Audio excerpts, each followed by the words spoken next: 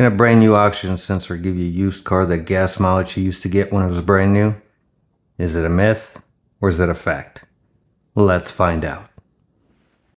In this test, I'm going to use a used Bosch oxygen sensor, and I'm going to use a brand new economy Walker oxygen sensor, and I'm going to use a brand new premium anti-K oxygen sensor. I'm going to install these sensors on my 95 Ford Ranger, and to eliminate any possibilities of wind or elevation changes messing up the results, I'm going to do A to B and then B to A passes on the same stretch of road with cruise control set at 50 miles an hour, and I'm going to record the data using a Car Scanner Pro app. Let's get to testing.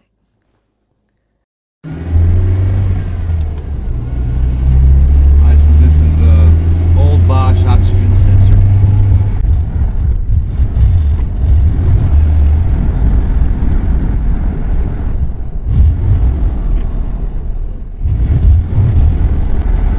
Cruise control on.